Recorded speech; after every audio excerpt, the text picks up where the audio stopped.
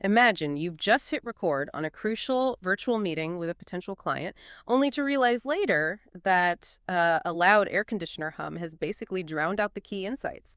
Or maybe you've captured the perfect product photo for your business, showcasing your latest innovation, but something just feels, well, off. Maybe the lighting isn't quite right, or the colors don't quite pop. How much hidden power do you actually have right there in your computer to fix, refine, and maybe even revolutionize that digital content? Because the truth is, the digital world is far more malleable, more adaptable, and definitely more powerful than many people realize. And for business learners like you, understanding this isn't just some technical detail, it's an absolute game changer. Yeah, absolutely. Get ready to level up. This deep dive is your essential guide to understanding the tech that's reshaping, well, pretty much every industry, focusing today on the fascinating and often underestimated world of digital media. We're pulling back the curtain on how images and sounds are stored, processed, and transformed in your computer. We want to offer you a foundational understanding that goes beyond just clicking a button. This isn't just about mastering software, it's about developing those foundational skills and applying essential and emerging business productivity information technology tools. You'll see how this knowledge is really a core competency for anyone navigating modern business, whether you're creating presentations, managing data, or even building a brand online. Exactly. And before we really jump into the nuts and bolts, if you're finding these insights valuable, please do hit that like button, subscribe, and maybe share this deep dive with your network. You really don't want to miss insider tips that could help position you for a bright future in your chosen career. And remember, we've got additional resources linked right there in the description, so make sure to check those out after the deep dive. Okay, so today we're drawing from some pretty comprehensive material on data representation for images and sound, along with an in-depth look at digital audio editing. Our mission really is to demystify these core concepts from pixels and image compression all the way to the intricate art of audio manipulation and even the cutting-edge field of spectral editing. You'll walk away with a clearer picture of the digital tools that underpin so much of modern business communication, from crafting compelling presentations and optimizing marketing campaigns to ensuring efficient and secure data management. This deep dive will truly enhance your understanding of how to effectively manipulate electronic files and create really impactful business multimedia. Okay, let's unpack this. I mean, we live in such a visual world, right? Every marketing campaign, every single pitch deck, every social media post, it's all driven by images. But what actually happens when your phone or maybe a high-end camera captures a scene, say a new product in action, and then transforms it into something your computer can understand? It's way more clever and complex than just taking a picture. Well, absolutely. At its very core, what we're talking about is digitizing data. It's this fundamental idea of converting real-world information, whether it's the light bouncing off your product or the pressure waves of a voice, into a digital format that computers can actually process. What's truly fascinating here, I think, is that this conversion often intelligently exploits the limitations of our own human senses. Think about it. Our eyes and ears can only perceive certain ranges of light or sound, right? And we can only distinguish between differences if they're, different enough for our brains to even register. So this allows digital systems to smartly throw away information not needed for good quality experience. For instance, our eyes might not perceive every tiny shade of blue, so a digital system doesn't need to store every single one. This efficiency is just crucial for managing the vast amounts of digital data businesses handled daily. And it really ties into those proper file management techniques we need. That's a brilliant point. It's almost like our brains are doing a kind of natural compression all the time, just without the binary code. So when we zero in on images, the very first, most fundamental building blocks are these things everyone talks about, pixels. We all hear the term, but what are they really in a way that connects to what we actually see on screen? Right. Well, a digital image, often called a bitmapped image, is stored in a computer as a sequence of these tiny individual squares. And we call these pixels, short for picture elements. Imagine looking at a photo on your computer screen. If you zoom in really, really close, eventually you'll see that the smooth curves and fine details actually break down into these distinct colored squares. Each individual pixel represents the average color in that tiny region of the original scene. So it's not capturing the exact color of every single point in the real world, no, but a precise, calculated average for that minute area. That's how the real world gets translated into digital info. Okay, so if more pixels mean more detailed little squares making up the image, that directly leads us to resolution, right? I hear people talk about high resolution all the time for phone cameras, display screens, even product photography. What exactly does that mean for how detailed and accurate an image appears? And why should a business professional really care about it? You're right, it's completely about detail. The resolution of an image is simply the number of pixels used to represent it. Hmm. Take a common screen resolution, like say 1024 by 768 pixels. If you multiply that out, that means the image contains a total of 786,432 individual pixels. The principle is pretty straightforward. The more pixels packed into a given area, the higher the resolution and the more accurate and crisp the image will appear. Think of it like this. If you try to render the word hello in very low resolution, it looks blocky and jagged, right? But as you increase the pixel count, those letters become smoother, more defined, more professional looking. For a business, this is incredibly important. A high-resolution product photo on an e-commerce site looks professional, it looks trustworthy, it drives engagement and sales. A low-resolution, pixelated one, however, can actively detract from your brand. It can make your product look cheap or your company appear, frankly, unprofessional. So understanding resolution ensures your visual assets consistently communicate quality and attention to detail. Okay, so we've got images made of millions of these tiny pixels, each holding color information. That sounds like a massive amount of data. My computer hard drive would fill up in like no time. How do computers actually store all that information efficiently? And then how do they make those giant files manageable, especially when we're trying to, send them over the internet or archive them for the business? Yeah, you've hit on a core challenge there. Just like all other data types in a computer, each pixel's color is represented in computer memory in binary code, ones and zeros. Imagine each tiny square having a unique numerical code for its specific average color. Now multiply that by millions of pixels.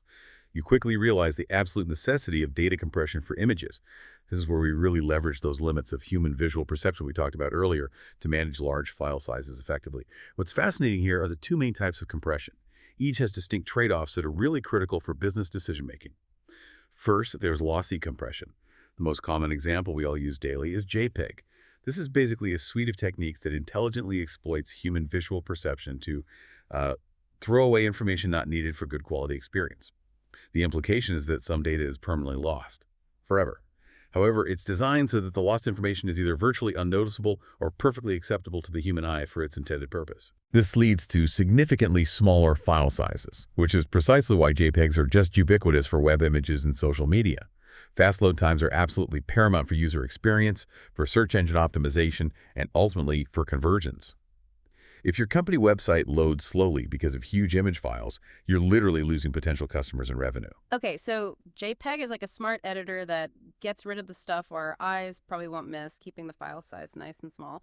But then there's lossless compression, which sounds like it keeps everything. How does that work? And where would a business really use it, given the file size might be bigger? Right, lossless compression, like run-length encoding, RLE, or common formats like PNG, operates on a totally different principle.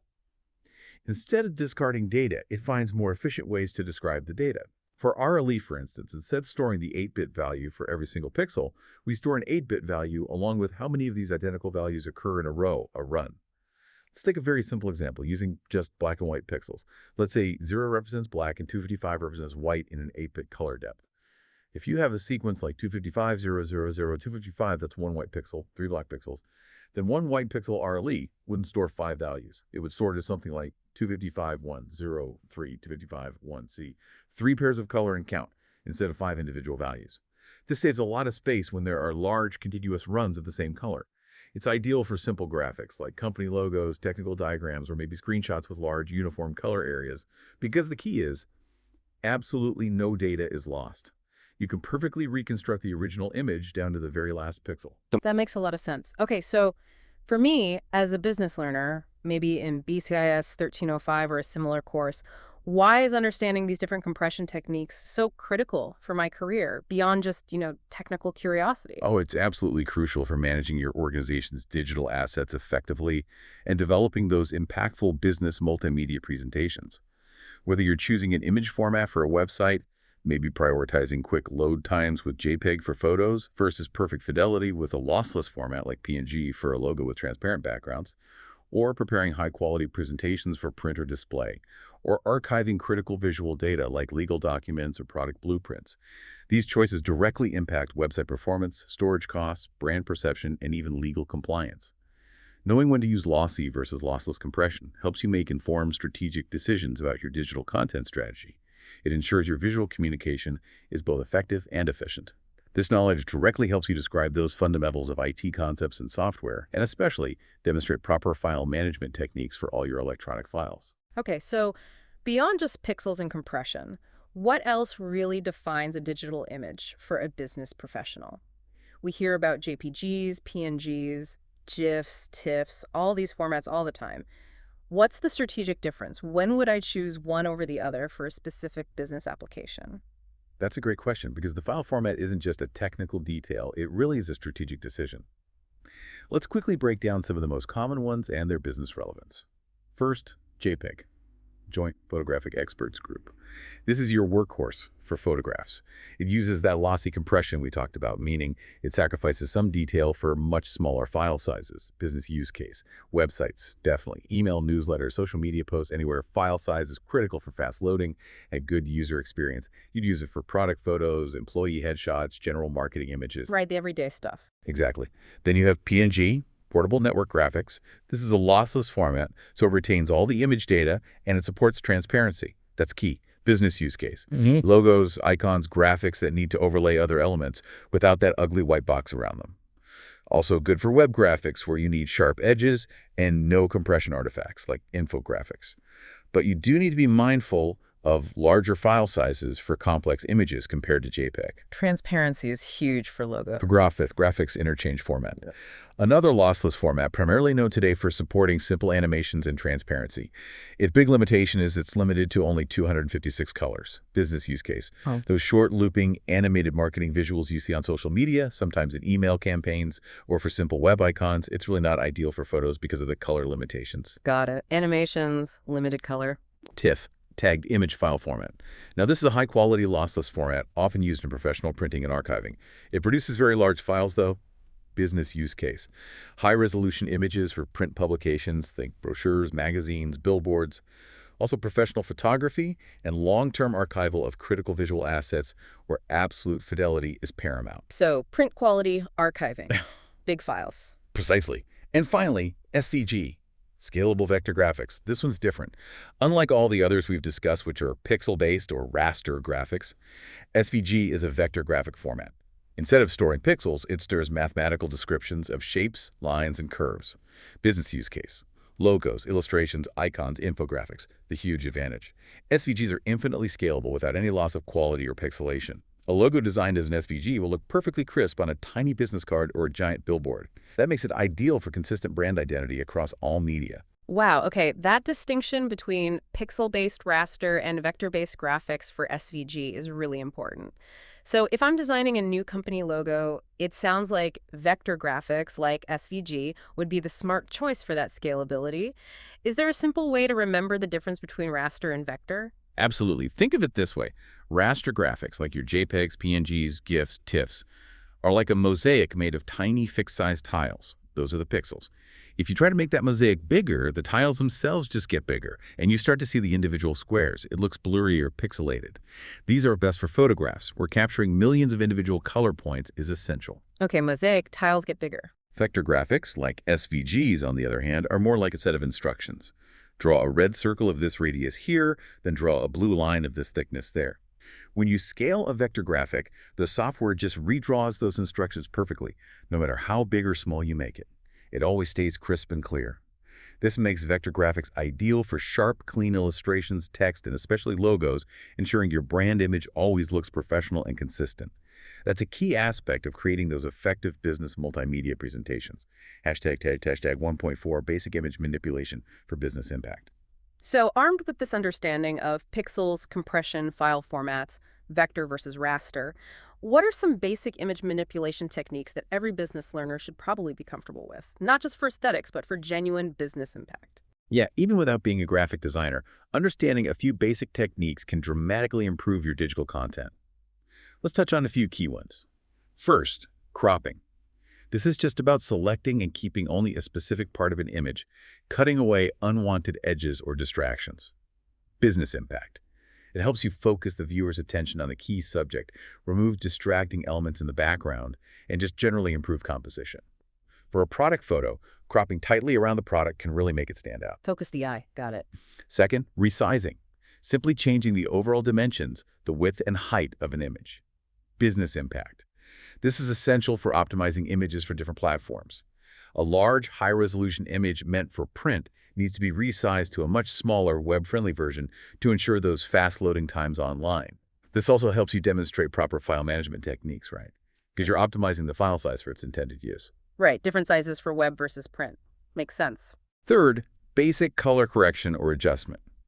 This involves tweaking things like brightness, contrast, saturation, maybe the color balance making it warmer or cooler, business impact. This is key for ensuring brand consistency across all your visuals. If your product photos consistently have a slightly different color tone, it can affect how customers perceive the product or even your brand. Correcting colors ensures products look true to life, and your brand elements, like logo colors, appear exactly as intended. It enhances the overall visual appeal in your presentations and marketing materials. Consistency is key. And finally, maybe sharpening. This just enhances the clarity of edges in an image, makes things look a bit crisper. Business impact. It can make product photos look much more professional, especially important for e-commerce, where those visual details can really drive purchasing decisions. Little tweaks, big difference. Exactly. These simple manipulations, when applied thoughtfully, can really elevate your business communication, ensuring your visual assets are not only informative, but also compelling and perfectly aligned with your brand standards. All right, let's switch gears a bit. We've talked visuals, pixels, images. Now let's move into the often overlooked, but I think equally powerful realm of sound. We've all, recorded a voice memo, maybe a quick video, listened to a podcast like this one. But there's a huge difference between raw, unedited audio and something that sounds polished and professional. What exactly is audio editing, and how does it fit into the broader creative process, especially for business communication? All right, so audio editing is fundamentally about taking sounds and recordings that we already have and making the best version of them for the purpose they have to fulfill. It's distinct from sound design, which is about creating new sounds, maybe from scratch. And it's also distinct from audio production, which is the broader process of combining all the edited audio with music, effects, everything, into a finished piece. Think of it like this, to use an analogy that really hits home from the source material. If you're building a house, audio editing is about making the bricks as straight and uniform and correct as we can. If your bricks are perfectly shaped and consistent, the builder, or in our case, the mix engineer, has a much easier, faster, and more effective time constructing a beautiful, sturdy house or a clear, professional audio track. Ah, the brick analogy. I like that. Makes sense. And we can broadly categorize audio editing methods into three main types. 1, corrective. This is about fixing imperfections. Think removing background noise, like that air conditioner hum we mentioned, adjusting inconsistent volume levels, or eliminating unwanted clicks and pops. 2, creative. This involves manipulating sounds for artistic or dramatic effect. This could mean rearranging sections, maybe adding effects like reverb or echo, or completely transforming sounds to create something new. And 3, restorative. This focuses on repairing damaged or old recordings, like digitizing old analog tapes and cleaning up the inherent hiss and crackle to preserve them. Okay, so it sounds like editing can fix a lot of problems. Does that mean we can just record anything, maybe on our phones in a noisy room, and then just expect to fix it perfectly in post-production? Can we cut corners? That's a critical question. And it's really essential to emphasize that editing shouldn't be seen as a way to cut corners at the recording stage. Yeah. While modern tools are incredibly powerful, that old principle still holds true. Garbage in, garbage out. Historically, in the early days of recording, editors had to get perfect performances right from the very beginning because the editing capabilities were just so minimal. The magic of those older recordings often came from that initial impeccable performance. Right, get it right at the source. Exactly. However, in today's fast-paced business environment, perfect initial recording isn't always possible. Let's be real. Editing tools are truly invaluable for one-off events. Think live virtual conferences, maybe news reports, field interviews. In these scenarios, robust editing capabilities are an absolute lifesaver for delivering high-quality professional content despite maybe less than ideal recording conditions. For a business professional, this might mean cleaning up a recording of a virtual town hall, enhancing a customer testimonial for a marketing video, or ensuring a podcast like this one sounds crisp, even if it was recorded in a less than perfect acoustic environment. It's almost hard to imagine a time before digital audio was just everywhere, instantly accessible and editable on our laptops. But the journey from analog to digital was truly revolutionary, wasn't it? What were some of the biggest challenges and limitations back when everything was still analog, relying on physical tape? Oh, absolutely revolutionary. Analog systems, particularly tape-based recording, presented several really significant challenges. Two common frustrating problems were wow and flutter. These were minor fluctuations in tape speed that caused audible pitch variations, a kind of annoying wobbling or shimmering effect in the sound. Another inherent issue was the constant presence of noise levels. Analog recordings always had a certain amount of background hiss, just baked in. And this noise compounded with every additional track you layered on top, leading to a much less clean, often muddier sound than we're accustomed to today. Wow, and flutter, I think I've heard that term. So wobbly pitch and hiss, what else? But perhaps the biggest operational hurdle, the thing that made editing so difficult, was the linearity of tape. Tape-based systems were linear recording systems in both input and output. What that means is if you wanted to make an edit, say, remove a cough or shorten a musical phrase, you had to physically cut the magnetic tape with a razor blade and then splice it back together with sticky tape. Imagine the precision required, and if you made a mistake, you might have just ruined an entire take, potentially a very expensive one. Comping, which we'll talk more about later, compiling the best parts from different performances, was technically possible, but extremely laborious. It involved bouncing takes to new tracks and then doing that precise, nerve-wracking physical splicing.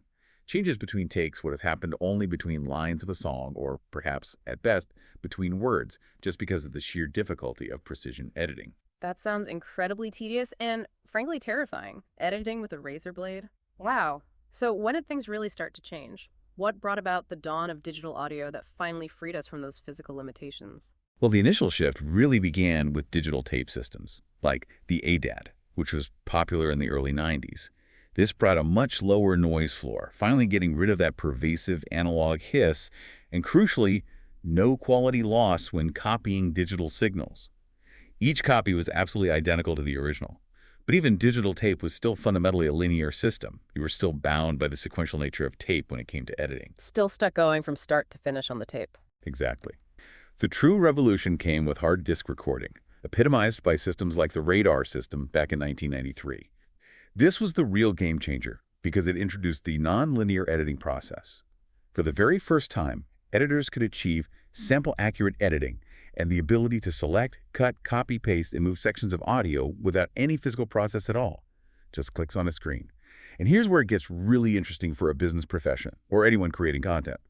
This was the start of the ability to undo the edits if they either weren't done correctly or simply didn't have the desired effect. Imagine the freedom that offered, the ability to experiment, to make mistakes, and instantly revert. The undo button, the holy grail for editing. Pretty much. Yeah. Now, early limitations included high costs. A 1 gigabyte hard drive, which, get this, only allowed for about 8 minutes of 24-track recording, cost around $1,000 back in 1993. But the seed of powerful, flexible digital editing was firmly planted. Wow, $1,000 for 8 minutes. Things have certainly changed. So hard disk recording paved the way for the digital audio workstations, or DAWs, that we use so ubiquitously today on our computers. How did that evolution culminate in the powerful software we have now, and what did DAWs truly bring to the table for creators and businesses? Right. The very first sort of digital audio workstation, SoundStream, actually emerged way back in 1978.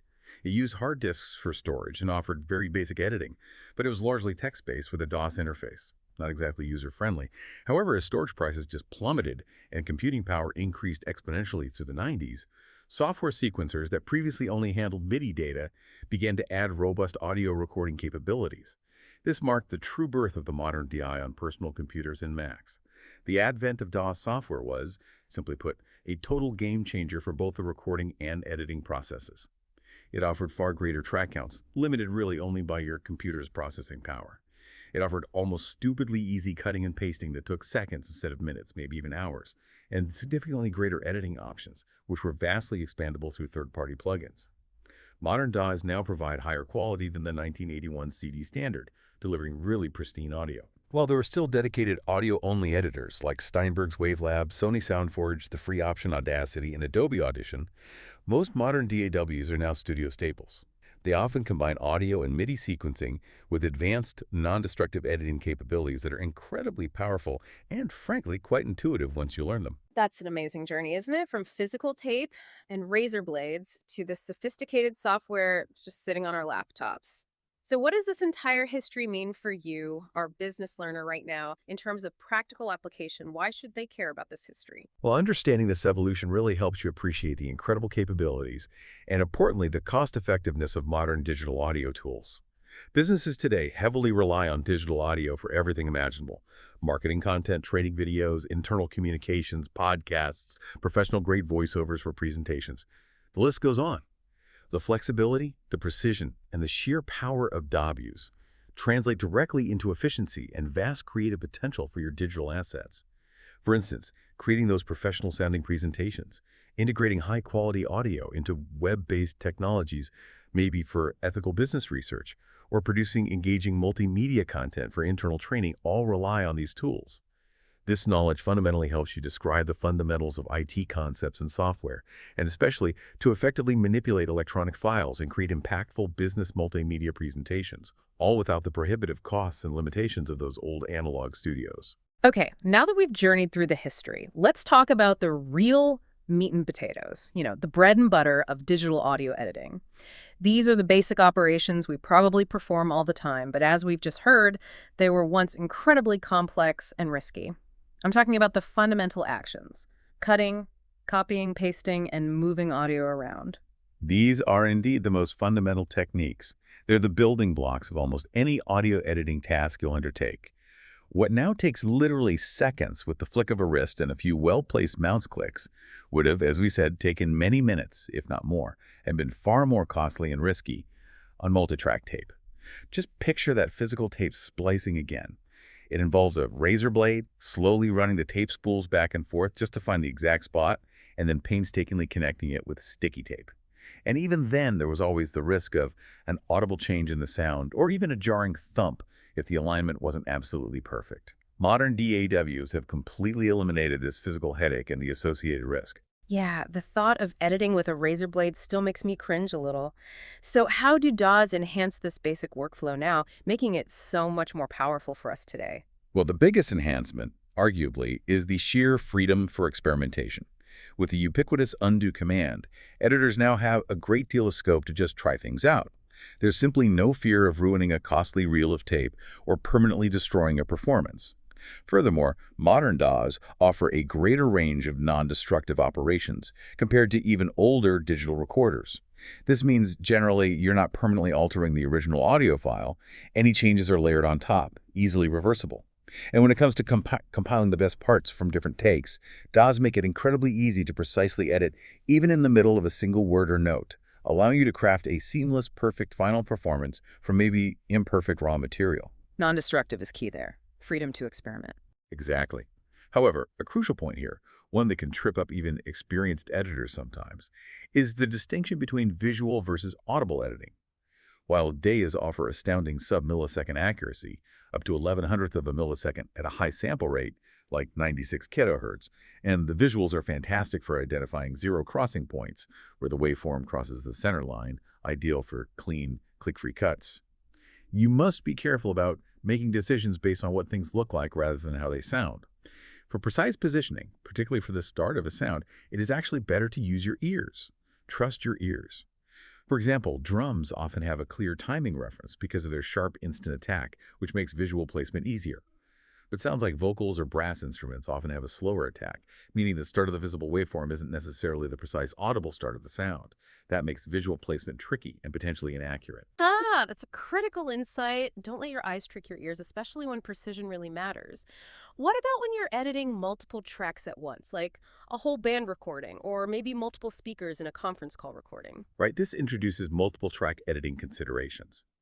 Editing just one track, say a rhythm guitar part, can profoundly affect the groove and feel when combined with other live instruments like a bass guitar, especially if they were recorded reacting to each other in real time. Players react to subtle changes in the groove, so mixing parts from different takes, if you're not careful, can lead to things that just not seem to sit that well in the overall mix. It can feel disjointed. This demands careful judgment calls in comping across multiple tracks, which we'll definitely discuss more later. And all DAWs provide powerful tools for these fundamental operations. For instance, Logic Pro X offers a versatile marquee selection tool for quick splitting, muting, or deleting regions, and really intuitive zoom-in shortcuts. Pro Tools features that powerful Smart tool that intelligently adapts to your cursor position, acting as a selector, grabber, trimmer, or for creating fades and crossfades, alongside their Keyboard Commands Focus mode for single-key commands that dramatically speed up workflow. Studio One employs a range tool and an arrow tool for moving sections, with an edit view for enlarged region display and automatic short fades with a simple key command to prevent clicks. Cubase has an object selection tool, split at cursor, split loop for precise cuts, along with both destructive and non-destructive gain and normalize functions. Mastering these basics is fundamental for proper file management and manipulating electronic files effectively. Okay. Beyond just cutting and pasting things around, making audio sound natural and professional often comes down to the transitions between those edits. This is where fades and crossfades come in, right? What's their main purpose, and why are they so crucial for a polished, professional sound? Their primary purpose is precisely that: to create smooth, natural-sounding beginnings and endings for audio regions and, importantly, seamless transitions between different sounds or different takes. Without them, edits would often sound abrupt, jarring, or even produce audible clicks or pops, instantly betraying the manipulation and sounding amateurish. A harsh cut can pull your audience right out of the experience you're trying to create. Right, you don't want those jarring cuts. But here's where it gets really interesting, and a bit technical, with the science behind it, known as phase cancellation. Every sound is essentially a wave, right? And every wave has a phase, which is basically the position of any given point in time on the waveform cycle. Think of it like a specific point on a complete 360-degree circle, representing one cycle. Now, our hearing system cannot detect absolute phase in isolation. A single sound's phase doesn't really matter to us. However, it profoundly matters when we start mixing them together. If two similar sounds are perfectly 180 degrees at a phase, meaning one waveform is peaking while the other is troughing at the exact same time, their waveforms can effectively cancel each other out. This can lead to a noticeable dip in volume at the center of the crossfade, or even a complete loss of certain frequencies. If they're perfectly in phase, they'll simply add up and reinforce each other, potentially causing a slight bump in volume. While complex sounds like speech or music rarely result in 100% cancellation, parts of the sounds that cancel each other out can sound even more obvious than a simple temporary volume drop. It can create a thin, hollow, or sort of phasey quality. It's a subtle but powerful acoustic phenomenon that can really undermine your professional presentation if you're not careful. Phase cancellation. Okay, that sounds like something I definitely watch out for. So if I'm crossfading, say, between two different voiceover takes in my presentation audio, what techniques can I use to avoid those weird dips or that bumpiness and ensure truly smooth transitions that sound natural? Good question. You need to pay close attention to the periodic patterns within the waveforms themselves, even if it's not a simple sine wave. As you zoom in horizontally to a waveform display, you will often start to see a pattern emerging, even in complex sounds like speech or music. Looking for similar patterns at the boundaries of the regions you're crossfading and trying to align them can help achieve smoother transitions. For practical techniques, definitely consider short versus long fades. For very subtle pitch or tone differences between the takes, start with very short fades, maybe just a few milliseconds, to minimize the window for potential cancellation. If the sounds are quite different, you'll naturally need longer fades to blend them smoothly. But remember, the longer the fade between similar sounds, the more potential there is for phase problems if the waveforms aren't well aligned. Also, experimenting with crossfade curves is absolutely crucial. You can change the shape of the fade from exponential, which fades out quickly at the start, to linear, a straight line, logarithmic, fades out slowly at first, an S-curve, or even asymmetric shapes. Options often labeled equal power versus equal gain determine how the volume levels are handled during the overlap. Equal power often sounds smoother as it tries to maintain the perceived loudness throughout the fade, while equal gain might result in a temporary dip in the middle. Adjusting these curves can help you mask any perceived bumpiness or phase issues, making the transition virtually imperceptible. Cubase, for instance, has a really powerful fade curve editor with various logarithmic, linear, and S-curve options, allowing you to fine-tune the shape with great precision. Wow, that level of detail really does make a huge difference in the final polish of the product. So what's the practical takeaway here for a business student creating presentations, marketing videos, or any kind of multimedia content for their courses or future job. Well, in any business context, be it internal presentations, marketing videos, corporate audio messages, even custom phone system greetings, abrupt audio changes are just jarring and unprofessional. They instantly pull the listener out of the experience, undermining your message and your credibility. Understanding and skillfully applying fades and crossfades ensures that your multimedia content is polished, engaging, and maintains audience attention. It's really a foundational skill for creating compelling presentations and any form of business communication that leverages digital audio. It showcases a high level of professionalism in your creation of business multimedia presentations. Okay, let's talk about level control. Sometimes a recording is just too quiet. Sometimes it's way too loud, or maybe the volume just jumps all over the place within a single recording. What exactly is involved in managing these audio dynamics during the editing process, and why is it so important for business content?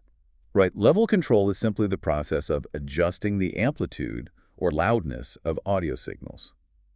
But before we dive into the specific techniques, it's really vital to understand a key distinction: destructive versus non-destructive edits. A destructive edit is one that results in permanent changes to the underlying audio file itself. If you apply a fixed gain change and save it, the original signal is gone, overwritten. Think of it like permanently altering a photo file in a basic editor without keeping a backup copy. A non-destructive edit, on the other hand, is essentially a change that is laid on top of a file. It's calculated in real time during playback, and it does not have any effect on the underlying original file. This is more like applying a filter or an effect in a photo editor that can be easily removed or adjusted later without altering the original image data. Non-destructive sounds safer, generally. Generally, yes. Non-destructive editing is usually preferred for its flexibility and safety. You can always revert or adjust your changes later. However, destructive edits can still be useful sometimes. Maybe for creating different versions of your work at various stages, like you might save an original version, then a cleaned up version after removing noise, then a comped version.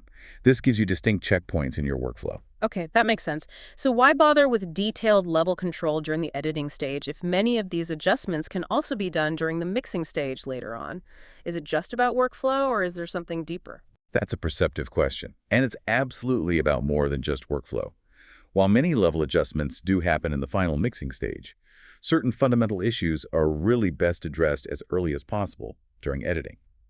We fix those problems during the editing stage, specifically to free up the mix engineers to focus on the more creative tasks, like balancing instruments and adding effects, rather than them spending valuable time on basic cleanup.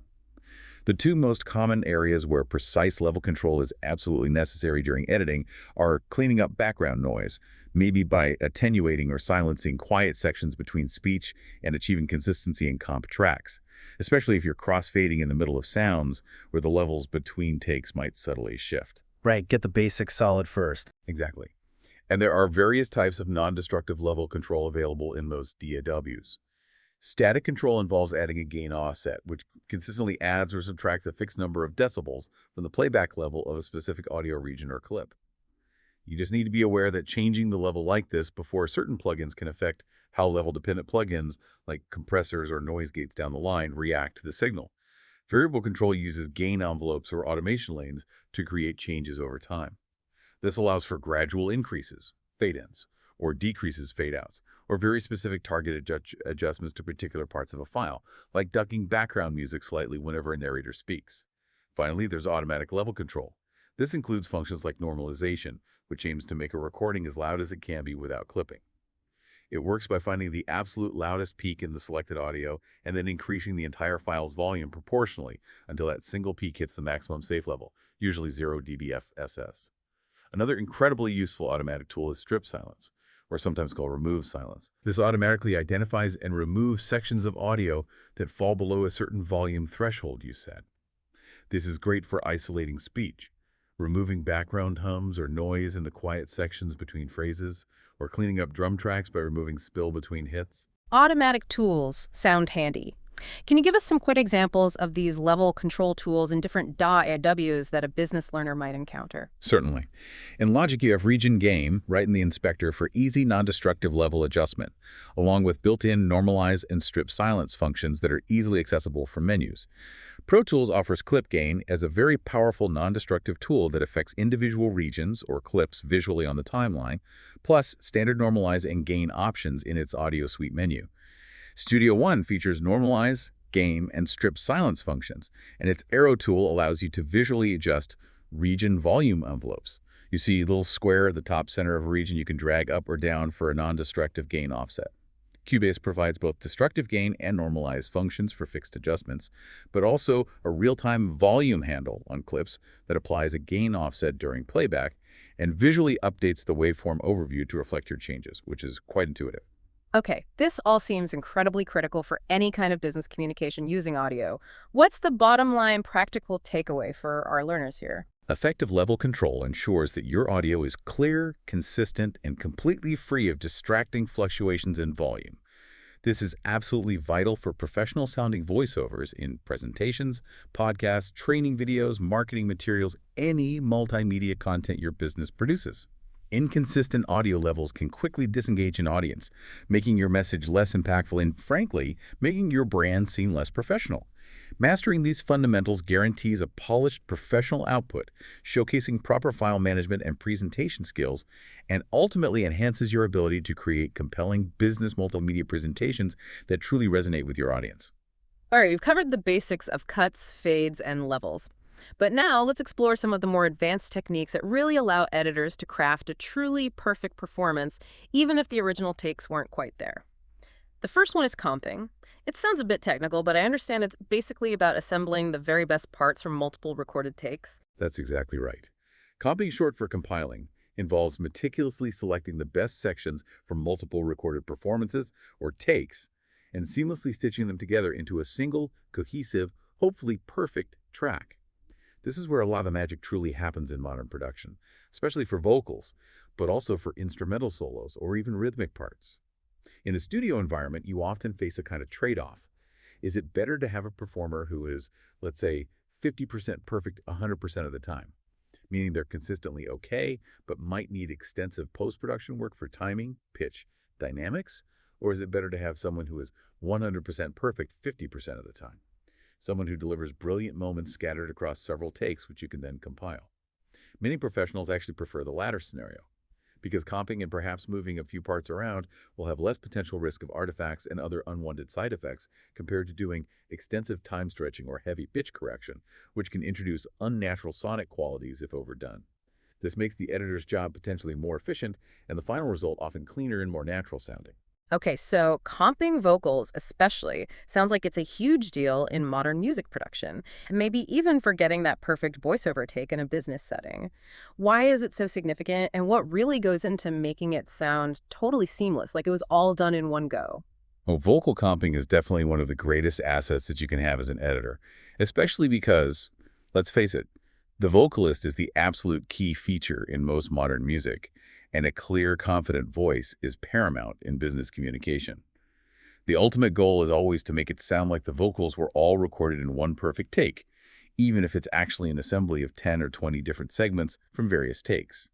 The workflow often involves an initial grading or rating of the different takes, perhaps naming them or coloring them in your DI for easy reference, then carefully selecting and fine-tuning the sections, and importantly, taking regular breaks to reset your ears so you can objectively evaluate the edits and ensure they flow naturally. Right, ears get tired, need breaks. Absolutely. A critical aspect of seamless comping is tonal matching. You need to ensure you tone match any given region to the regions on either side of it. This often involves using subtle EQ changes to make the transition smooth and unnoticeable. If the tonal differences between the chosen takes are too stark, it might actually be better to choose an alternate take, or in some cases even consider re-recording if possible and practical. Beyond just tone, pitch correction is frequently needed during comping. You first need to identify if a note is perhaps out of tune overall or whether it just drifts out over its duration. While real-time pitch shifting plugins can be helpful for quickly identifying the amount of shift needed, using the dedicated wave editor in our D-Day, with its often higher quality, non-real-time pitch shifting algorithms for processing, usually yields a much better result with fewer audible artifacts. So specialized tools help here. Definitely. Advanced tools like Melodyne and Cubase's Very Audio are true game changers for this. They basically record the audio into the plugin, which then analyzes it and displays the notes visually on a grid, much like a MIDI piano roll, but actually showing the waveform shape within each note blob. This allows you to manually adjust not only the overall pitch of each note, but also the micro-pitch curve, which controls those subtle fluctuations in vibrato within a note. This makes corrections incredibly natural and transparent when done well. Creatively, you can even use these tools to create vocal harmonies by simply pitch-shifting copies of a single vocal track, though you have to remember they'll lack the richness, depth, and complexity of actual multi-track singers because the delivery, phrasing, vibrato, and accent will be identical on each harmony part. That's fascinating, the micro-pitch control. What are some practical examples of how DAWs implement comping tools to make this easier? Most modern DAWs have really sophisticated comping features built in. Logic, for example, offers its quick swipe comping mode within take folders. These folders neatly hide the individual takes under the main track, allowing you to simply swipe across the best parts of each take to build your comp and easily move take regions or change start endpoints. Cubase uses a similar system with lanes to display multiple takes under a main track and provides a dedicated comp tool that even allows for making in-situ fade and gain adjustments during the comping process itself, give you immediate feedback on how the final compiled track will sound. These tools dramatically streamline what used to be a very tedious process. Okay, comping a single vocal track sounds detailed enough, but what happens when you're dealing with multiple instruments recorded simultaneously, like a full drum kit with many microphones, or maybe a panel discussion recording with several speakers all mic'd up? This sounds like a whole new level of complexity. It absolutely is. This is multi-track comping, where edits made on one track need to be precisely mirrored on other related tracks, often within a group section. Imagine that drum kit scenario. You might have mics on the kick, snare, hi-hat, toms, plus overhead mics capturing the whole kit, and maybe even room mics further away. If you decide to swap out a snare hit from take 2 because it sounded better than the one in take 1, you absolutely need to ensure that the corresponding audio from the overhead mics, the room mics, and even the unavoidable spill into other nearby instrument mics like the hi-hat mic also comes from the exact same moment in take 2. Otherwise, things get messy fast. Ah, right. Everything has to stay linked. What's the biggest challenge there? A major challenge is dealing with spill issues, also known as bleed. As the source material notes, no microphone will pick up only sound from directly in front of it. That's just physics. Microphones also capture reflected sound bouncing off the walls of the room and spill sound leaking from other nearby instruments. Now, while a certain amount of spill can sometimes make a recording sound cohesive and natural, it also introduces a significant risk of phase cancellation if the tracks are not perfectly synchronized in time. Consider a close mic right on a snare drum. It picks up the sound almost immediately, but the sound of that same snare drum hit will be picked up by, say, a low tom-tom mic a little bit later, maybe around 2 to 3 milliseconds later, simply because of the difference in distance the sound has to travel. If you start mixing different takes together where these time relationships aren't perfectly maintained, these small delays can cause certain frequencies to cancel out when the tracks are combined, resulting in a thin, hollow, or distant sound. The critical solution here is almost always to use the same take for all the tracks within a group section, like all the drum mics, to minimize these phase issues caused by spill. Most DAWs have grouping functions that make this easy. Edit one track in the group, and all the others follow precisely. Okay, always use the same take for group tracks like drums. That makes perfect sense for phase coherence. But what if one take has, say, really great tone, but the timing is just a little loose, and another take has perfect timing, but maybe the tone or dynamics aren't quite as good? That's a classic timing issue compromise editors face, isn't it? What's generally the best approach there? It is, and it's often a very difficult judgment call for an editor. A take might be tonally perfect, but the timing is a little loose, or vice versa. The compromise often leans towards choosing the take with the good tone and dynamics, and then fixing the timing afterwards. Why?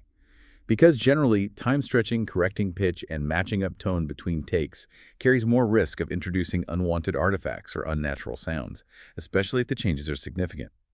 It's often easier and safer to select all the tracks in the group and move the timing around together to keep everything phase aligned and in sync, rather than trying to fundamentally fix tonal issues or dynamics with heavy processing after the fact. This is where an editor's experience and ability to make astute judgment calls truly comes into play. So, prioritize performance and tone. Fix timing later if needed. Yes, definitely. To help manage spill and general background noise, we have some powerful tools available. Noise gates are designed to take any signals that are below a certain level of the threshold you set and remove them completely, or at least drastically reduce their volume. They're fantastic for reducing spill between drum hits, for example, or for unwanted ambient noise in quiet sections of a voice recording, essentially muting the track when the desired sound isn't present. They typically have controls for threshold, attack, how quickly the gate opens, hold, how long it stays open, and release, how quickly it closes. Often they also include high-cut and low-cut filters in the sidechain, which allow you to fine-tune exactly what frequencies the gate listens to, making it more effective at ignoring spill you don't want it to react to. However, a limitation is that gates are essentially static tools. They can sometimes struggle with natural dynamics, like the difference between a quiet sung verse and a loud belted chorus, often requiring careful setting or even automation to sound completely natural and avoid cutting off the beginnings or ends of desired sounds. So gates are like an on-off switch based on volume. What else? Then there are expanders. Think of these as a gentler way to handle spill or noise compared to a gate. Expanders take any signals that are below a given level of the threshold and reduce them proportionally, rather than removing them entirely. So quiet sounds get quieter, but don't disappear completely. They're particularly useful when the spill is not too bad and just needs pulling down the level a little bit to clean things up without sounding unnatural. You can even sometimes use an expander before a noise gate in your signal chain to gently lower the level of the spill first, allowing the gate to be set less aggressively for a more transparent and natural effect overall. While advanced spectral editing, which we'll get to, can offer even more surgical spill removal for cleaning up spill across entire songs with many tracks, it's generally not a good use of time currently, due to how labor-intensive it is for such broad application. Gates and extenders are often the more practical first line of defense. Okay, gates and expanders for managing noise and spill. So what's the crucial practical takeaway here for a business student who might be working with multi-track, multimedia, maybe video productions with multiple speakers, or virtual event recordings? Well, producing high-quality audio often involves managing these complex multi-track recordings, whether it's for that video production with several lavalier mics, a virtual event with different audio feeds, or even a layered advertisement with music, voiceover, and sound effects. Understanding multi-track comping, managing spill effectively, and the judicious use of tools like noise gates and expanders ensures clean, professional final audio. This prevents common pitfalls like phase issues, inconsistent levels between sources, and distracting background noise. It means your audio elements for presentations, training materials, and other business documents are coherent, impactful, and don't sound amateurish. It's really a key part of demonstrating effective application of IT tools and creating compelling business multimedia presentations. Okay, we've covered the fixes, the cleanup, and the foundational editing techniques. Now let's explore how these digital media tools allow us to creatively transform sounds in ways that just weren't possible or were incredibly difficult before. These techniques aren't just for music producers. They can be invaluable for creating unique marketing content or incredibly engaging presentations. Let's start with beat mapping and recycling. What's that all about? Right, both of these powerful techniques fundamentally utilize something called transient markers. These are markers automatically or manually placed within audio files at points of abrupt changes in level or frequency. Think of them as marking the precise attack points of drum hits, or the sharp beginnings of notes, or even spoken words. They intelligently dissect the sound based on its rhythmic content. Beat mapping, in essence, enables the quantization of audio files, similar to how we quantize MIDI data to snap it perfectly to a grid. It's about taking an audio performance that might be slightly offbeat rhythmically and snapping it precisely into time with the project's tempo grid. The process typically involves placing these transient markers, often the DAW can do this automatically, then enabling a feature like flex mode in Logic or similar elastic audio features, and finally adjusting quantization parameters. These might include note divisions, like snapping to the nearest 8th note or 16th note, adding swing to create a less rigid, more human groove, and adjusting the strength, how strongly the audio snaps to the grid of 100% is perfect, lower values are looser. DVs has specific powerful tools for this. Logic uses flex markers and the quantize parameter. Pro Tools has its famous beat detective, which can do things like extract groove templates from one performance and apply them to another, perform clip separation to slice audio at transients, and work with elastic audio events using various quantize grid options, including randomization and swing. Studio One's Bend panel offers quantize and slice functions with the strength slider. And Cubase uses hit points detected in the audio combined with its quantize panel for precise note values, triple quintuplet options, and swing control. Okay, so beat mapping locks audio to the grid. Then recycling sounds like it takes those slices created by the transient markers and lets you actually rebuild something new with them. What creative uses does that open up, not just for music, but maybe even for business applications? Exactly. Recycling, or slicing, is about separating an audio region into individual slices at those transient markers. This was famously pioneered by Propellerhead's Recycle software, but now is built into most DWs.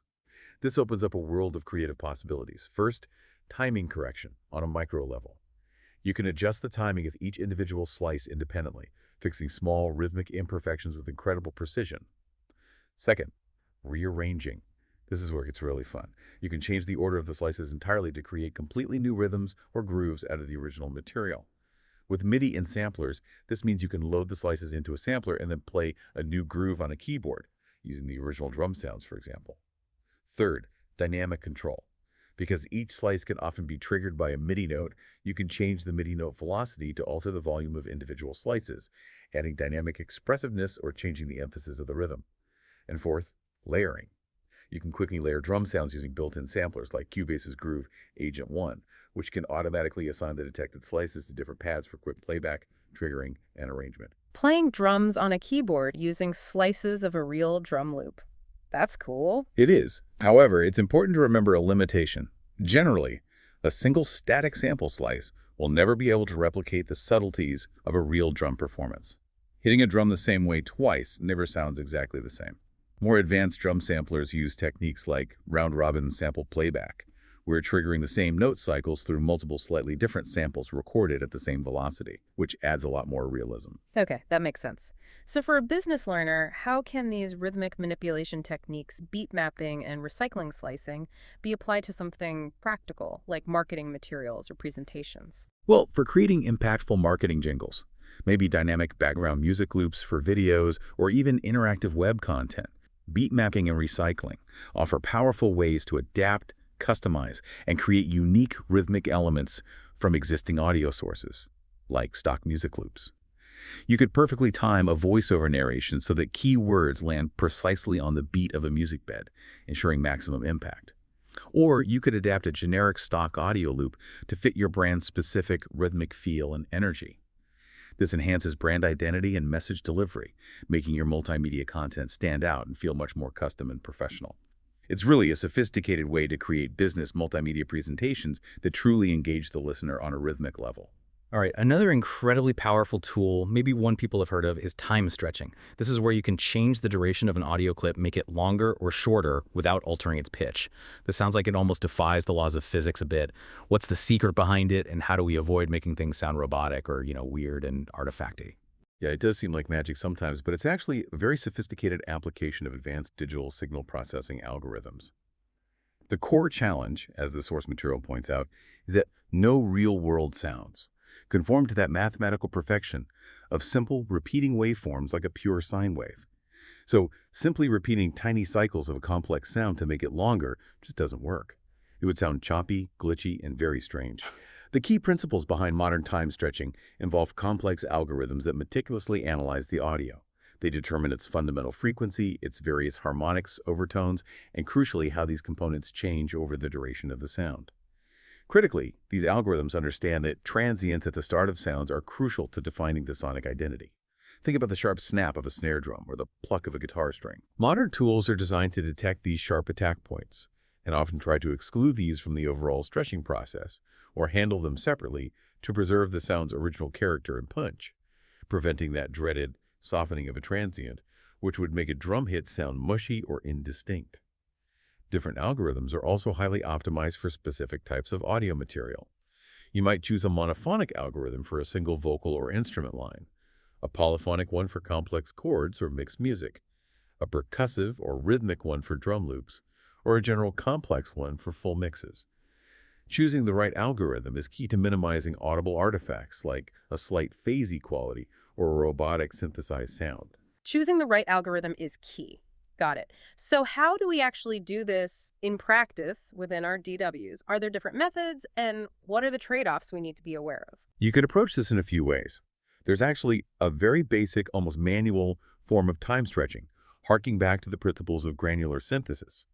This involves manually cutting and duplicating tiny repeating sections of regular patterns within the sound. The benefit is potentially no artifacts introduced by algorithms, but the cost is often an unnatural feel or an overly repetitive tonality, because you're just looping tiny bits. Not usually practical for most things. More commonly, DAWs use powerful numerical and visual methods driven by those sophisticated algorithms. Logic, for example, allows you to set tempo change options, defining the original and destination tempo, or directly manipulate the length and samples of PP bars. Visually, you can often use a modifier key like the Alt key while dragging the end of an audio region to engage a stretch mode. Pro Tools uses its well-known elastic audio system, where the algorithm choice is critical depending on the material. It offers monophonic, polyphonic, percussive, rhythmic, and the high-quality offline X-form algorithms. It also offers an offline audio suite time shift plugin for rendered processing, which gives you even more control, including a range control, low, mid, high, wide, to focus the processing effort on specific frequency bands, potentially yielding better results. Studio One's Inspector panel offers time stretch options, and you can typically Alt plus drag the edge of an event to visually stretch it. You'll see a clock icon. Cubase uses sophisticated LSD algorithms licensed from Splane, with modes like Pro, Proform, and Efficient, and variants like Time, Pitch, Tape, as well as its own standard algorithms, with modes like Drums, Plucked Pads, Vocals, Mix, Solo, Custom with adjustable grain size, Overlap, Variants, all optimized for different types of sound sources. Okay, lots of options and algorithms. What about that elastic audio concept? Does that automate things? Yes, a truly revolutionary aspect of modern-day DAWs is Elastic Audio's automatic tempo conformance. This allows the DAW to automatically re-quantize audio files without worrying about having gaps or overlaps, as each section of audio between the transient markers is automatically stretched or compressed to fit the new timing or tempo. Features often called autoconform or follow tempo can automatically analyze and map imported audio files, like drum loops, to your project's current tempo. For instance, you can often simply drag and drop a region from the browser window into your project. It will be automatically conformed to the correct tempo by the DAW using time stretching behind the scenes. In systems like Pro Tools, setting tracks to be tick-based, meaning their position is relative to bars and beats, instead of sample-based, absolute time, is essential for ensuring audio regions automatically follow any tempo changes you make in the project. Now, while incredibly powerful and convenient, it's important to be aware that even the best algorithms can sometimes introduce subtle artifacts like small changes in the tone, that softening of a transient, or a slight phasey quality, especially with large stretch amounts. However, these algorithms are constantly improving with advancements in computing power. This sounds incredibly useful for anyone creating multimedia content where timing is critical. What's the core practical application for a business professional here? Time stretching is absolutely invaluable for adapting any existing audio content like background music beds for commercials, soundtracks for training videos, or voiceovers for presentations to precisely fit specific durations. You avoid the need for re-recording or making awkward, choppy cuts. Imagine needing a piece of background music to be exactly 45 seconds long for a short marketing video, but the stock track you licensed is 60 seconds. Time stretching lets you conform it perfectly without changing the pitch. It ensures your content is professionally synchronized, maintains a consistent flow, and fits the time constraints of platforms like social media or broadcast slots. This is crucial for audience engagement and for creating polished, impactful business multimedia presentations. It really adds agility and precision to your digital content creation workflow. Okay, so we can stretch time without changing pitch. What about the other way around? Let's talk about pitch shifting, changing the musical pitch of an audio clip without affecting its tempo or duration. This seems like it opens up a lot of creative and corrective possibilities, doesn't it? Oh, absolutely. It's another cornerstone of modern audio manipulation. And like time stretching, it has a surprisingly rich history. In the analog days, way back in the 1960s, early techniques involved things like divide-down circuitry, which could really only produce octaves. Later, there was even a complex, fully analog tape-based device called the Electro Information Rate Changer. This beast could actually do adjustable pitch and independent time stretching. Famously, it was used to create the distinct, slightly unsettling voice of HAL 9000 in the movie 2001, A Space Odyssey. But digital technology truly democratized pitch shifting in 1975 with the legendary Eventide H910 harmonizer. This brought precise and repeatable control to pitch shifting effects in a way that analog methods could only dream of. HAL's voice. That's cool. So how does it work today in our DAWs? What are the different approaches? Today, there are several sophisticated digital approaches used under the hood. Some use granular synthesis, which involves breaking the sound into tiny microscopic snippets or grains, and then repeating or overlapping these grains at different rates to create the perception of a pitch change. Others employ complex Fourier analysis resynthesis. This involves mathematically decomposing the sound into its fundamental sine wave components, digitally shifting the frequencies of all those sine waves, and then rebuilding the sound, crucially maintaining the correct harmonic relationships. In example, if the fundamental frequency is n, the harmonics need to remain at 10th, 3n, 4n, etc., relative to the new fundamental to sound natural. The phase vocoder is another highly complex mathematical analysis method known for producing very high-quality pitch shifts, often used in more advanced or specialized applications.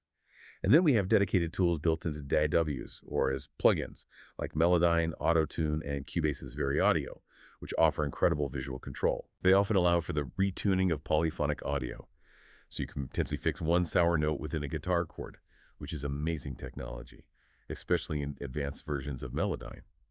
They can automatically snap notes to the nearest correct pitch in a scale, or allow for detailed manual adjustment of notes, including that micro pitch curve we mentioned earlier, for fine-tuning things like vibrato within a single note.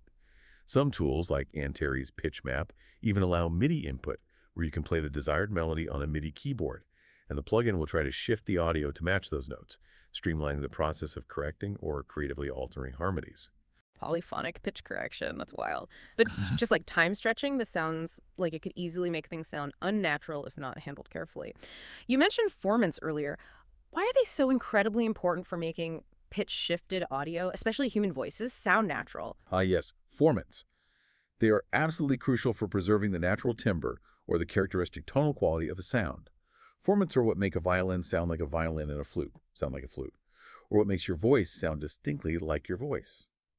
Technically, they are peaks in the spectral frequency response of a sound that is caused by natural resonances in the physical body and mechanism used to create the sound. Think of the hollow body of a guitar creating resonances, or the complex shapes created by your mouth, tongue, and nasal cavity.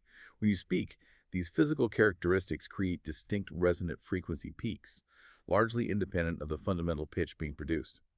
There's a general principle often cited. Bigger physical bodies or resonant spaces typically produce lower frequency formants and longer durations for those resonances. Think of the low notes on a grand piano versus an upright. Now, if you shift the pitch of a recording without also shifting these characteristic formant frequencies proportionally, you can get very unnatural, sometimes comical results. Voices can sound munchkinized, like the chipmunks, if the formants remain high while the fundamental pitch is shifted up. Or they can sound artificially deep and monster-like if the formants remain low while the pitch is shifted down. Instruments might sound like unrealistic miniature or giant versions of themselves. That's why formant preservation algorithms are so important in modern pitch shifters. They attempt to shift the formants along with the pitch, or allow independent control, ensuring that when you change the pitch, the sound's natural timbre remains relatively intact, preventing those unnatural artifacts. Or, of course, you can deliberately manipulate formants for creative sound design effects. Okay, so formant preservation is key for natural results. Can you give us some quick DAW examples for pitch shifting tools? Sure. Logic has a standard pitch shifter plugin for basic effects, but also the very powerful Flex Pitch integrated right into the track editor for detailed graphical note editing, similar to Melodyne.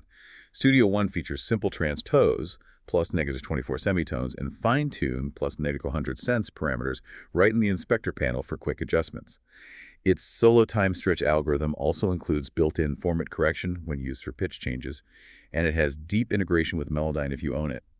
Cubase's VariAudio engine, integrated into its sample editor, provides both real-time preview and detailed note-by-note pitch manipulation, including that visual micro-pitch curve editing. It allows for quick automatic tuning or fine-tuning with simple CMDC-Troll or Shift+Drag commands on the note blobs. So thinking practically for business again, where does this pitch shifting technology realistically come into play for us beyond just fixing a wrong note in a jingle? Well, pitch shifting can be used subtly to enhance vocal clarity or presence in presentations, perhaps making a speaker's voice seem slightly more resonant or confident, without sounding unnatural. It can easily adjust background music or jingles to fit different musical keys if needed, maybe to match a vocalist's range, or it can be used creatively to generate unique sound effects for branding, maybe a specific altered vocal effect for an advertising campaign mascot. For instance, subtly adjusting a voiceover's pitch might help it better fit a specific character profile or convey a particular mood without needing a re-recording. Understanding formants helps you achieve natural-sounding results when doing corrective work on voiceovers or musical elements, or allows you to push things deliberately into unnatural territory for creative impact in advertising and multimedia content. This ensures your presentations and digital assets are professional, engaging, and maybe even uniquely memorable. Wow, okay. We've talked about tweaking sounds along a timeline, changing their volume, their pitch, maybe stretching them. But now we're going to dive into something called three-dimensional editing or spectral editing, which truly sounds like something out of a sci-fi movie. What does that even mean for audio? How does it go beyond what we've already discussed? It really is a powerful concept, and it fundamentally changes how we can interact with sound, moving us beyond what we typically think of as two-dimensional editing.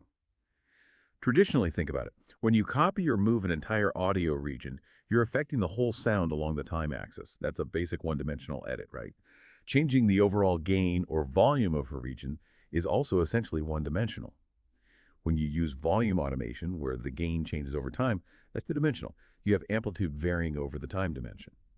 Conventional EQ, equalization, which changes the gain of certain frequencies but generally keeps that change constant over time, is also fundamentally two-dimensional. You're adjusting the gain of frequencies, but that adjustment is static across time. Even time stretching and pitch shifting primarily operate on one or two dimensions, affecting time or frequency, but not usually both in a granular interactive way where you can paint changes onto the sound. The concept of three-dimensional editing, or spectral editing, means changing gain, our first dimension, of only certain frequencies, our second dimension, but where this change isn't constant over time, our third dimension. Let's use that bass guitar example from the source material again. Imagine a specific low-frequency thump caused by someone accidentally hitting the mic stand during a specific brief moment in an otherwise perfect bass guitar recording. With traditional EQ, you could certainly cut that low frequency where the thump occurred, but that cut would be applied to the entire track, affecting the good, desired low end of the bass throughout the whole recording. Three-dimensional spectral editing, however, allows you to target only that specific thump frequency, or range of frequencies, for only the exact duration it occurs, leaving the rest of the bass track completely untouched. To achieve this kind of surgical precision, we need to, as the material suggests, carefully look at the problem from a different perspective, a visual one that shows all three dimensions. Wow, that's incredibly precise. It really does sound like we're not just moving things around on a line or adjusting overall levels, but actually sculpting within the sound itself. How do we even begin to visualize sound in this three-dimensional way to make those kinds of incredibly specific edits possible? You're exactly right. Sculpting is a great analogy. There are two very common ways to represent sound in 3D that enable this kind of editing. The first, maybe less common now for editing, but good for analysis, is a waterfall plot. Imagine taking many snapshots of a spectrum analyzer, which shows all the frequencies and their loudness at a given instant, and then visually lining them up one behind the other over time. This creates a kind of pseudo-three-dimensional shape, where peaks and hills represent louder frequency components, and dips and flat areas show quieter parts or silence in specific frequencies, all evolving over the time axis depth. It gives you a sense of the spectral shape changing over time. The most intuitive and powerful method for editing, however, is the spectrogram method. Think of it like looking at a topographical map, where different colors represent different altitudes or heights, but applied to sound. The horizontal axis, x-axis, represents time, usually flowing from left to right. The vertical axis, y-axis, represents frequency, with low frequencies typically at the bottom and high frequencies at the top. And the third dimension, amplitude, the loudness of each frequency at each point in time, is represented by color or brightness. For example, bright red might indicate very high amplitude, while deep blue or purple indicates very low amplitude or silence. This visual representation allows you to literally see into the sound to understand its detailed composition across time, frequency, and amplitude simultaneously. You can visually spot that unwanted cell phone ring we talked about earlier as a distinct bright band of color appearing at a certain high frequency for a specific duration, clearly separate from the lower or more complex frequency bands of the piano notes around it. You can see a cough as a sudden broadband burst of color, or tape hiss as a faint, continuous background shimmer across the higher frequencies. It makes the invisible visible. Hashtag 6.2 Tools and Applications of Spectral Editing. Okay, so a spectrogram lets you visualize sound in this incredible, almost overwhelming detail. But how do you actually edit it? What kind of tools do you use for spectral editing? Are they like the painting tools in Photoshop or something else entirely? They're surprisingly analogous to image editing software, which is probably why it feels somewhat intuitive once you get used to the concept, even though you're manipulating sound. You often have tools for drawing, erasing, and selecting areas just like image editing software. You might use virtual pads and brushes with variable size, shape, intensity, and maybe hard or soft edges, just like in Photoshop or GIMP. Applying these tools to increase or decrease the brightness or color intensity in the spectrogram editor would be conceptually similar to boosting or cutting an EQ band, but the critical difference is you're doing it only in a particular spatial part of our image, meaning you're affecting only a specific frequency range at a specific time. This is where you can truly isolate and manipulate individual sound components with surgical precision, offering unprecedented control that traditional tools just can't match. And this leads us directly to the core applications, starting with the most common use: corrective spectral editing, restoration, and cleanup. Okay, so let's go back to that example. If I have that annoying high-pitched cell phone ring, or maybe even a dog bark that snuck into a solo piano recording during a crucial moment, how does spectral editing actually help me remove it? Especially if its frequencies might overlap with some of the piano notes. Right, this is a classic, once nearly impossible problem that spectral editing excels at solving. With traditional editing, or EQ, removing that high-pitched cell phone ring from a solo piano recording where frequencies might coincide is incredibly difficult, if not impossible, without significantly damaging the wanted piano sound. The solution with spectral editing is to selectively remove only the problematic parts of the sound visually identified on the spectrogram. Instead of deleting a whole chunk of audio time, which would almost certainly sound wrong or leave an unnatural gap, spectral editing allows for copying nearby clean spectral information, or more commonly, attenuating, reducing the brightness or level of just a part of the sound for a fixed amount of time. This means you only target the specific frequencies where the phone ring exists, and only for its precise duration, leaving the surrounding piano notes ideally untouched or minimally affected. It's like spectral healing or cloning. Spectral healing. I like that. What about broader restoration tasks? Beyond removing specific unwanted transient noises, spectral editing is invaluable for broader audio restoration tasks. Declicking. This is designed to automatically or manually remove short, sharp clicks, like those you get from vinyl record noise or digital glitches.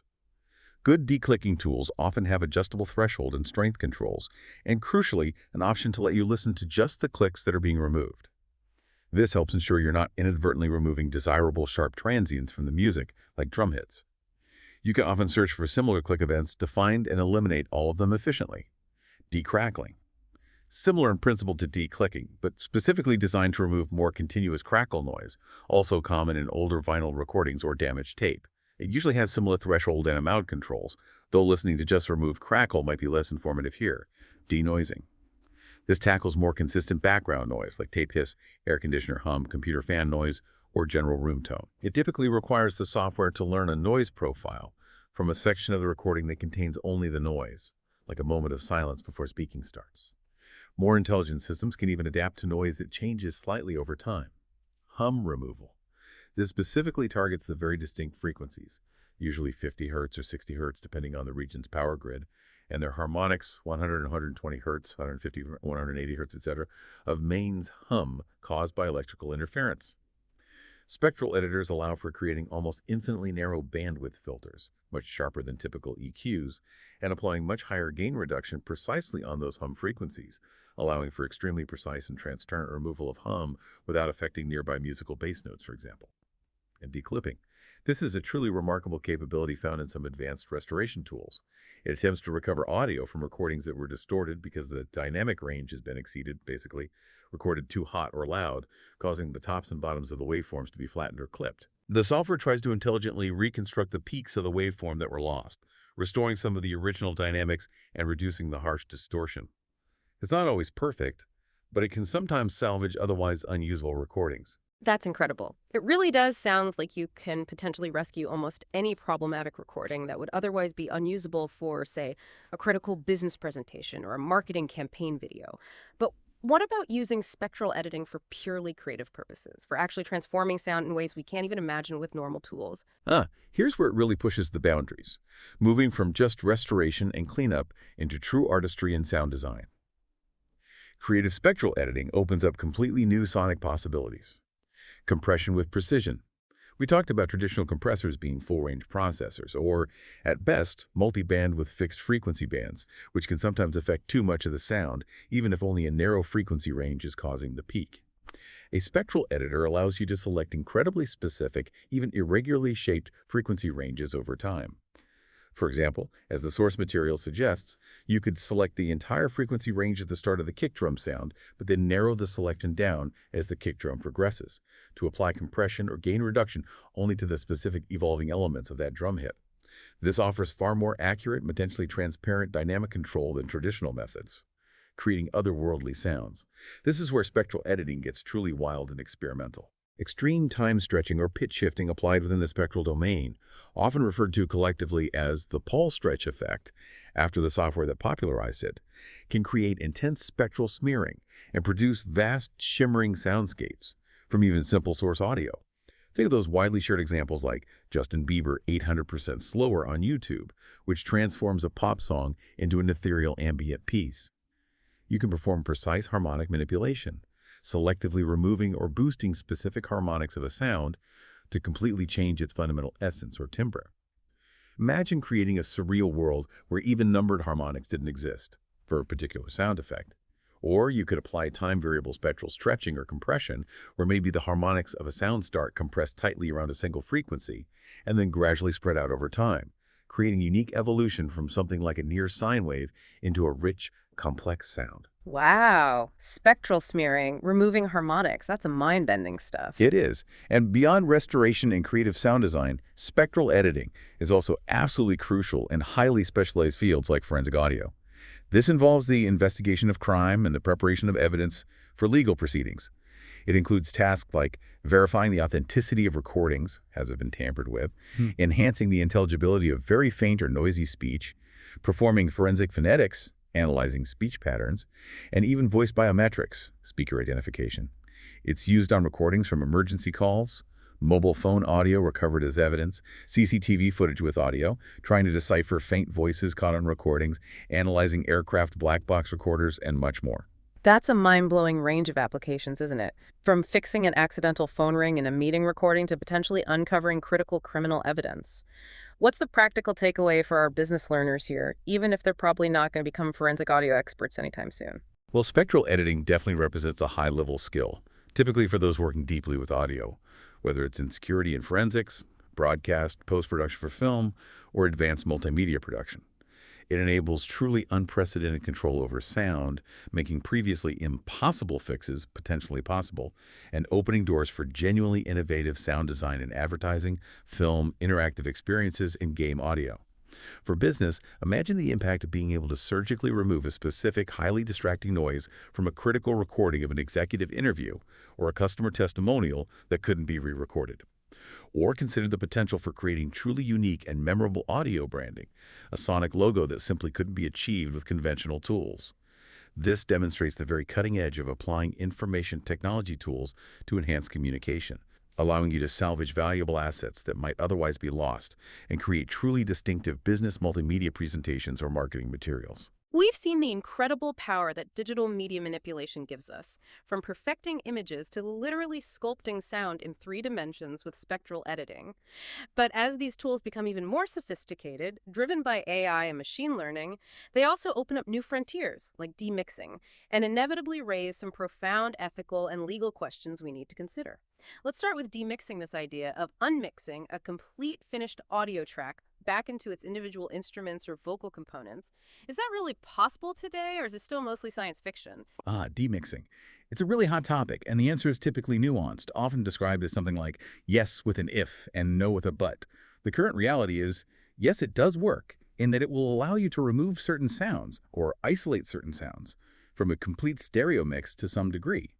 However, and this is the big but, this works only if you are prepared for those operations to not be 100% faithful to the original recording.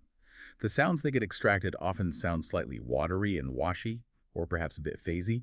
They tend to lose some of their original detail, punch, and impact due to the processing artifacts. So while the technology is powerful and continually improving, especially with AI, for achieving perfect, pristine, artifact-free isolation of every single element in a complex mix, it's generally still beyond its capabilities in all but the most simplistic of situations. Watery and washy. Okay, so not quite perfect stems yet. How does it actually work in basic terms? How does software even attempt to pull apart a mixed sound? Well, the basic principle behind many demixing algorithms relies on the fact that most sounds, especially pitched musical ones, consist of a fundamental frequency plus additional harmonics, whose frequencies are usually whole number multiples of the fundamental frequency. That harmonic series structure is key. Demixing software, often employing sophisticated signal processing and increasingly machine learning models trained on vast amounts of isolated tracks, tries to identify these harmonic structures and group them together, associating them with a particular instrument or voice. Some tools use a degree of intelligence where they can automatically select appropriate harmonics if we highlight a particular fundamental frequency, making it easier to isolate or remove sounds that conform reasonably well to this expected harmonic pattern. However, it faces significant challenges with sounds that don't follow this neat harmonic structure cleanly. Things like heavily synthesized sounds with complex partials, sharp percussive transients, very sibilant vocals, those sharp S and T sounds, and especially complex noisy sounds like cymbals, often don't conform well, making them much harder to separate cleanly without artifacts. Okay, so it relies on those harmonic patterns, which aren't always present or clear. But even with its current limitations, what are some of the practical applications of demixing? Where might it be useful, especially for business or creative endeavors? Demixing definitely has several compelling applications, even with its current imperfections. For remixing or rebalancing individual elements within a finished track, where you don't have the original multi-track files, the stems, it's often more realistic to extract a part, like the vocal, maybe adjust its level, EQ, or compression slightly, and then mix it back into the original track. Because residual information often remains in the original file, this kind of rebalancing can sometimes be less destructive to the overall sound quality than trying to completely remove something. A huge application, though, one with high demand especially from remixers, DJs, and even for creating instructional content or karaoke tracks, is vocal extraction or suppression. This allows for attempting to create karaoke versions of songs, removing the lead vocal, or isolating a cappella vocals for remixers to use. While traditionally this was often attempted using clever phase reversal tricks or mid-side processing, which only work well if the vocal is panned dead center and dry, demixing aims to provide a more direct and potentially cleaner method. However, as mentioned, a significant limitation remains. The extracted vocals often still sound somewhat watery, washy, phasey, or soft, losing that crisp detail and presence that was in the original full mix. This means they rarely achieve the full impact or quality of an originally recorded, truly isolated a cappella track. For business applications, you might imagine needing to isolate a speaker's voice from a noisy background on an existing video where separate tracks aren't available, or perhaps creating instrumental backing tracks for corporate events or training videos. Demixing offers a potential path, albeit one with significant caveats about the final quality right now. Hashtag 7.2 ethical and legal considerations of sampling and manipulation. Yeah, this ability to just pull apart, transform, and even potentially reuse existing media, whether it's audio or images, inevitably brings up some serious ethical and legal considerations, particularly around sampling and manipulation of copyrighted works. We hear about artists getting sued for sampling all the time. What do business learners who might be creating digital content for their companies really need to know about concepts like fair use and intellectual property? This seems crucial for any company creating digital content today. Oh, it's critically important, and ignoring it can lead to very serious, very expensive consequences for any business, large or small. When dealing with copyrighted works, which includes most commercially released music, stock photos, videos, etc., the safest course of action is almost always to seek sample clearance, getting explicit permission and potentially paying a license fee, or, at the very least, seek legal advice before commercially releasing any material that incorporates someone else's work. However, there is a legal concept in U.S. copyright law called fair use. This is described as the right to copy a portion of a copyrighted work without permission because your use is for a limited purpose. Examples often cited include educational use in a classroom or to comment on, criticize, or parody the work being sampled. Fair use. That sounds like a potential loophole. It's less a loophole and more a complex legal defense, and it's notoriously gray. Courts generally consider four main factors when determining if a use is fair. 1. The purpose and character of the use. For example, is it commercial or nonprofit educational? Is it transformative, adding new meaning or expression, or just a direct copy? 2. The nature of the copyrighted work itself. Using factual work is generally more likely to be fair use than using highly creative work. 3. The amount and substantiality of the portion used in relation to the copyrighted work as a whole. Using a tiny snippet is more likely fair use than using the main hook. 4. And crucially, the effect of the use upon the potential market for or value of the copyrighted work. Did your use harm the original creator's ability to make money from their work? As a very general guideline, the shorter the sample, the greater the likelihood that fair use can be proven. Also, the more process and editing has taken place to truly transform the material into something new and different, the greater the likelihood a court might find it fair use. And naturally, if a work incorporating a sample sells only a few copies, it's less likely to be seen as causing significant financial harm compared to a massive commercial success built on an uncleared sample. But let's be crystal clear. Relying on fair use without legal advice is risky. The penalties for copyright infringement are without exception quite serious, potentially involving substantial statutory damages, legal fees, and injunctions, forcing you to stop using the material. Okay, so fair use is complex and risky. Get permission or legal advice. What about the moral side of it? Beyond the strict legal aspects, there are definitely moral issues of sampling that creators and businesses should consider. Arguments exist for transformation. Some might argue that if you extract a guitar part using demixing, then completely change its timing, repitch the notes, and slather it in effects, have you really stolen anything? Haven't you created a new composition? However, from the perspective of the original creator and copyright holder of the sound recording, it still remains a sound recording made by somebody else to which you have never been granted a license to use. From that viewpoint, it is cut and dried. It would still be a sample, regardless of the transformation. This really raises a critical question for creators and businesses alike. Why go to so much trouble and take on the legal and ethical risks to extract and manipulate a sample if you could potentially create a part from scratch that has a very similar sound without any legal or moral complications?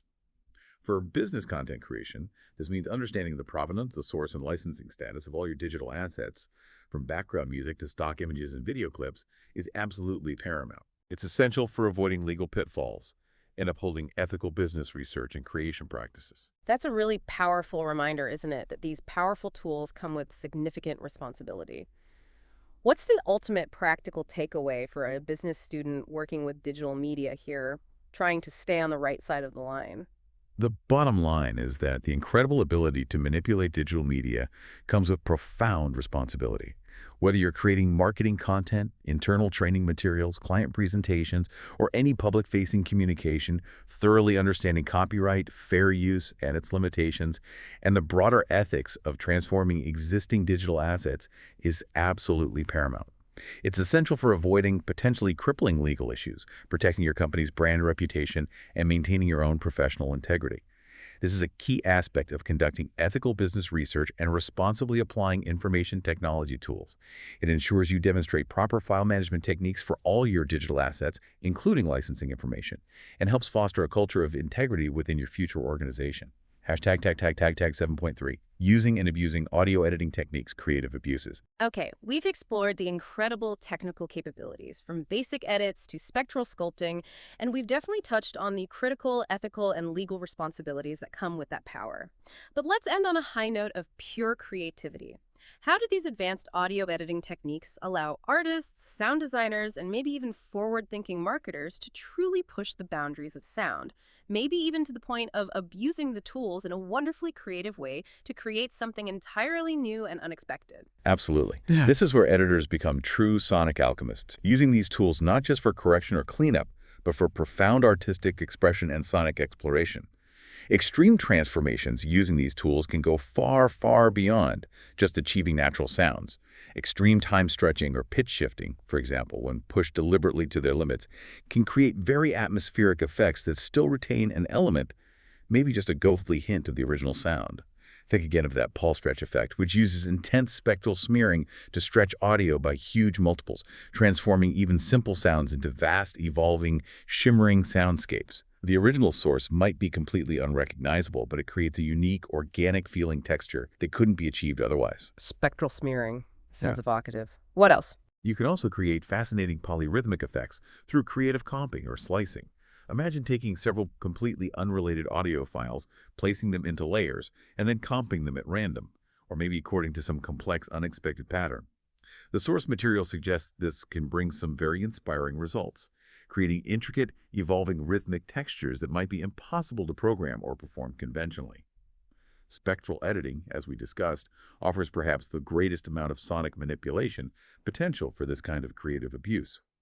You can selectively remove or boost specific harmonics to completely change the fundamental essence of the sound, leading to truly surreal sonic landscapes. Remember that idea of creating a sound from a surreal world where even-numbered harmonics didn't exist?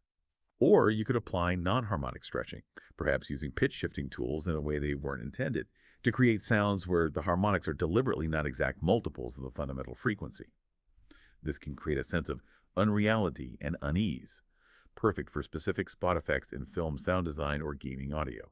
And even that idea of time-variable spectral stretching compression allows for incredible transformations, like starting a sound with all its harmonics compressed tightly into a single frequency, almost a pure tone, and then subtly spreading them out over time, creating a unique evolution from simplicity to rich complexity.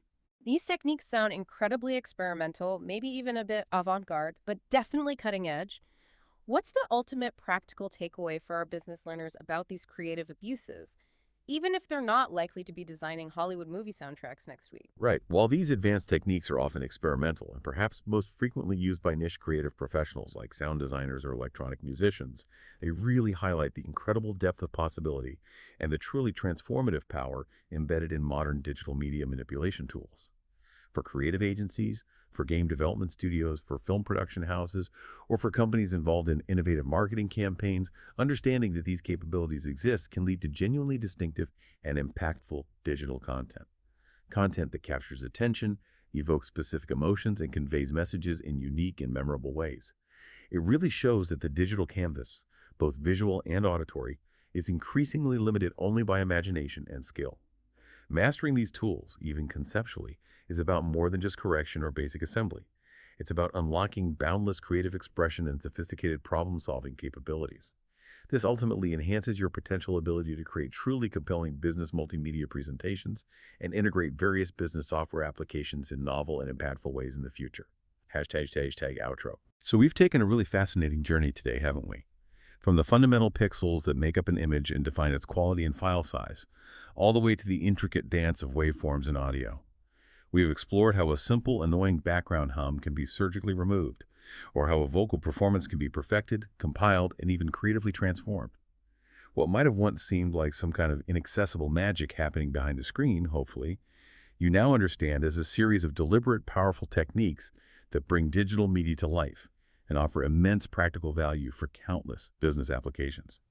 That's right. And the future of business, as we often say, isn't just about what you know. It's really about how you apply technology effectively to make things happen, to tell your story clearly, and to connect authentically with your audience. With the incredible power of these digital media tools literally at our fingertips now, what new forms of communication, what new compelling stories will you bring to life that maybe we can't even imagine today? If this deep dive has sparked your curiosity and equipped you with some valuable insights into the world of digital media, please remember to hit that like button, subscribe so you don't miss future deep dives, and share this with anyone else who might benefit. Your support really helps us continue to bring you these essential guides to understanding the technology that's reshaping every single industry. And don't forget to check the description below for even more resources that can help you continue your learning journey in this area. Thanks for listening.